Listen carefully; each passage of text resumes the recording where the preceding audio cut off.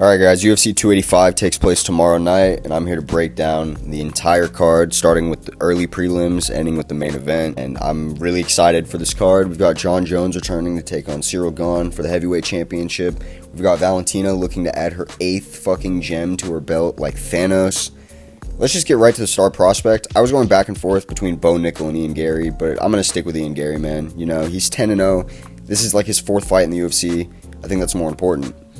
Now with the show stealers, I feel like it's going to be Mateusz Gamrot versus Jalen Turner, easily. I mean, Jalen Turner is an underrated finisher. Gamrot pushes a crazy pace. It's a style clash. I just feel like it's got to end in a finish, you know what I mean? And the fighter that's in the oven, you could give it to Cody Garbrandt if you want to. I'm going to give it to Jon Jones. I feel like everything is at stake right now. Like, even though he is the GOAT firmly, in my opinion, I still feel like he has to make his claim regardless. The fans only remember you for your last bout, so it's his time to really do that and cement himself as the GOAT, getting that second belt. Just before we get into the predictions, I want to let you guys know that my record as of March 2023 is 52 correct bouts out of 71 that the UFC has hosted so far, giving me a 73% overall. So if you're making bets, actually placing money, this is a good channel to come to. We just make bread. We make bread out here. And don't worry, my prediction rate is for surely going to go up. Alright, let's just get straight into the first fight of the prelims. And I know the graphic here shows Kamwilla Kirk versus Esteban. I guess Kamwilla Kirk just pulled out. The real fight is Esteban Ribovic versus Loik Radzhabov. I probably just butchered their fucking names. I'm sorry. Esteban is the first undefeated fighter on the card. There's a fuck ton of them. He's 11-0. He's a slick striker. He has 3 knockouts in under 30 seconds. One of them is in under like 7 seconds. I'm gonna have to pick him for that, honestly. And I looked at some of Loik's previous losses. It's just not the level of fighter you want to see somebody losing to if they're gonna come in and try to take on an undefeated prospect with heat in their hands. So for sure, I'm going with Esteban by a knockout. Next up in the 135-pound division, we've got Damon Blackshear, probably the coolest name I've ever heard, versus Farid Basharaat, who's the second undefeated fighter of the card. He's 9-0, and this man is lethal. I believe he's the brother of Javid Basharaat, but I don't know. I tried to do some research on it, but for some reason I couldn't really find anything online, so you guys are going to let me know down in the comments what the case is with that. But I'm going to be picking Farid. I'm going to be picking him by a rear naked choke. He has 5 on his record. When he hurts people, he seems to just latch that shit up, so I'm going to trust it. I'm going to trust him to add his 6th. Moving on up into the 115-pound division, we've got Jessica Penne taking on Tabitha Ricci. This one's easy. I'm going with Tabitha Ricci. I'm going with Tabitha by a decision.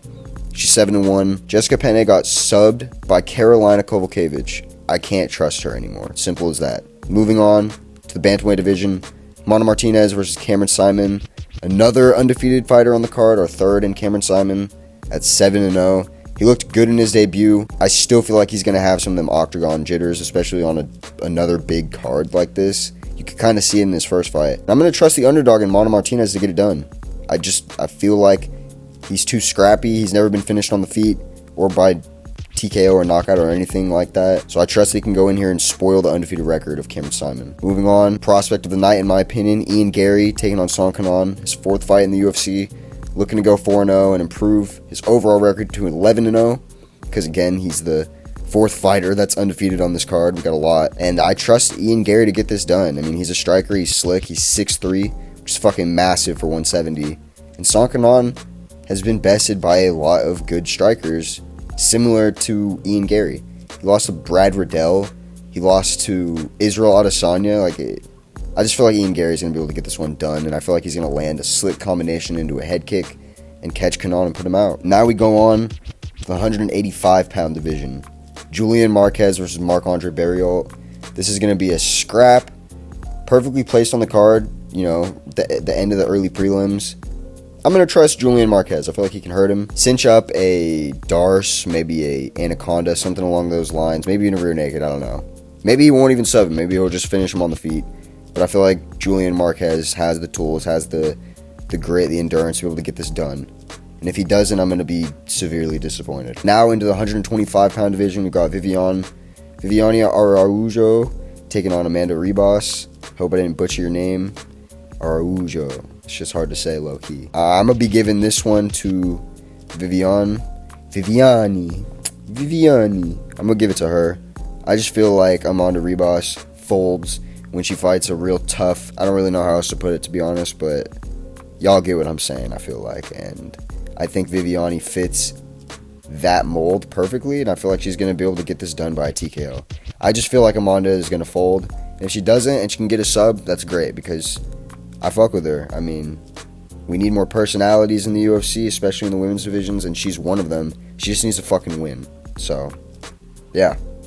Now, into the master gatekeeper, Derek Brunson, in his retirement bout versus Dricus du Plessis. Someone that's on a roll. I don't believe he's even lost in the UFC yet, so looking to carry that momentum towards the belt. Derek Brunson is notorious for spoiling people in this position. He's older, but I don't think that matters in his case. I feel like that's helped him a lot. He's really developed his style, his lay and pray, ground and pound, just being a menace in the grappling department. I actually feel like he will be able to get it done because Dricus is a sloppy striker. He's tough and he has good cardio. I don't really see many other strengths aside from maybe speed in this and his striking a little bit, but they kind of strike similarly. And people forget, but Derek Brunson used to be a KO artist for that awkward, unorthodox striking style. So, like I said, I'm going to trust Derek Brunson to get this done. It's a 3-round fight. I don't know. I just feel like he's going to be able to pull through, close out his career on a high note, and spoil the party for Dricus. So that's going to be my second or third underdog pick of the card. Now, into a really, really good fight. This could be a sleeper banger, maybe fight of the night. Cody Garbrandt taking on Trevin Jones. Trevin Jones stepping up on short notice. This is going to be a scrap. Trevin Jones has reach. He's a southpaw. Cody Garbrandt has some of the fastest hands in the whole sport and has dynamite in those hands. And of course, he was a former champion, but he's like 1 in 5 in his last 6, I believe. Something along those lines, something bad. Just he's having such a fall from grace. And as a fan, it's really, really disappointing to see because I really fuck with Cody and I fuck with the style. I'm going to trust Cody to get this one done. If he doesn't and he still fights after this, I will never, ever pick him again. Ever. But I'm going to trust him to get it done by a knockout. Now for our main card opener, Bo Nickal versus Jamie Pickett. I mean, this is another one that I can go over pretty quickly. Bo Nickal's a hype prospect, don't get me wrong, but this matchup is just to feed Bo Nickal. It's an easy matchup. It's a style matchup that Jamie Pickett is not going to be able to handle the levels on the ground that Bo Nickal is going to impose. So I'm going with Bo Nickal by a first round sub. Now for the fight that I feel like has the most potential to be fight of the night. Mateusz Gamrot versus Jalen Turner. Mateusz stepped up on short notice for Dan Hooker. And this is a way better fight. Mateusz is higher in the rankings. Jalen Turner deserves higher in the rankings. It's a stylistic clash, though. We got a wrestler versus a long, lanky striker that has slick jiu-jitsu. The Tarantula is a really fitting name for Jalen Turner. He's also a fan of spiders in real life and has actual tarantulas, so it's pretty cool. It's like we're looking at a real-life comic book character, a gladiator in modern times. I feel like Jalen Turner is going to add to his streak. I feel like Mateusz Gamrot's sadly going to suffer another loss back-to-back. I think his first real loss came to Beneil Dariush. I don't feel like he lost his first fight in the UFC. I actually was going with Mateusz, but then I went back, I watched Jalen's career over, and I just feel like if he does get taken down early, he might just latch up a guillotine on some slick shit real quick and end the night fast. So I'm going with Jalen Turner. For the feature fight of the evening, Neal taking on Shavkat Rakhmonov, our last undefeated fighter of the card, unless you consider Jon Jones, which I do, but I know the majority of the world doesn't. So this is on paper our last undefeated fighter. He has the longest active finish streak in all of MMA. 16, I believe it is, 16 finishes. Almost an even amount of subs and knockouts. It's ridiculous. I've been going back and forth leading up to this fight because Neal has power in his hands, and Shavkat's been dropped bad before in his career. Managed to recover, of course, but dropped against somebody that does not have power like Neal. Neal hits you different. It just depends on which Neal shows up in this bout, and I don't trust that it's going to be the Neal that showed up against Vicente or any of the other fighters that he's put away in the octagon. And I trust Shavkat to go out there and win, but I think it's going to be by a decision. I think his finish streak is going to come to an end, for sure. Now we've got the GOAT of MMA, my female GOAT for sure. She damn fine too. Taking on Alexa Grasso, another damn fine athlete, fighting out of Mexico, looking to be the second Mexican-born UFC champion, second active Mexican UFC champion on the roster currently. Valentina is one gem away from completing one of the sides of her belt. The only fighter so far to do that in modern UFC history with these new belts. If she does that, man, she better go out on like Instagram or some shit and make like a dope ass edit or pay somebody to, or just take a picture where she's posing like Thanos on the throne, because that is some legendary shit. And I know you guys are probably gonna all call me crazy, 95% of the world, but I'm going with Alexa Grasso. I think she's going to finally end the reign of the bullet. I think she's gonna win by a decision or like a clutch rear naked choke after losing a majority of the fight. I don't know why, I just have this feeling that Alexa Grasso is going to win, and I have all year since it's been announced. So I'm going to pick Alexa Grasso. Now we've got our main event of the evening, Jon Jones looking to chase a second belt in a second division, heavyweight, taking on the number one heavyweight in the world. Not the true greatest heavyweight on the planet, we know that's Francis, but the next best, and a freak of nature in his own right, a freak athlete, a great talent, Cyril Bongami. I'm not even going to waste your guys' time. I'm picking the GOAT. I'm picking Jon Jones. I don't give a fuck. Francis Ngannou held Cyril Gane down for 3 fucking rounds, damn near. That's ridiculous to me.